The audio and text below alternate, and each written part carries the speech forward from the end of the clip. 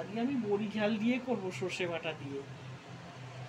একটু পাঁচ ফোড়ন দিলাম, একটা শুকনো লঙ্কা ছিঁড়ে দিলাম, একটু তেজপাতা দিলাম, দিয়ে ফোড়নটা দিলাম। বড়িটাকে একটু লাল লাল করে ভেজে নিলাম, নিয়ে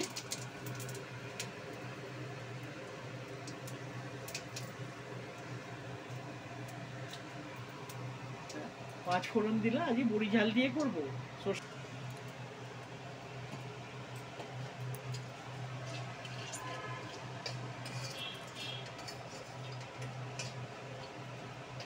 কি ফোড়ন দিলে এতে?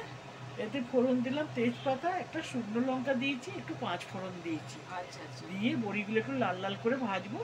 আর বাটনা দেবো এতে, সে ওই সর্ষে বাটবো তো, সর্ষের সঙ্গে একটুখানি পোস্ত পারলে তোমরা দিও, খেতে ভালো টেস্ট হয়।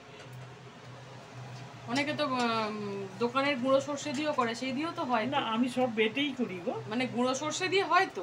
হয়, কিন্তু ওটা বাটার মতো টেস্ট হবে না। এতে একটু নুন, হলুদ, সর্ষে বাটাটা তো দিয়েইছি, একটু নুন হলুদ দিলাম। আর একটু মাখা মাখা করে করতে হবে, শুকনো শুকনো করে, খেতে ভালো লাগবে গরম ভাতে। এটাই করলাম, ঝাল দিয়ে রেডি। হ্যাঁ, এইবার খেতে এবার খাবার সময় হয়ে গেছে তো, একটু ঝাল বেশি করে দিই, আমি একটু ঝাল খাই, ওই জন্য একটু ঝাল বেশি করে দিই। তোমরা তোমাদের স্বাদ মতো ঝালটা দিও, তাহলে খেয়ে দেখবে ভালো লাগবে। ঠিক আছে।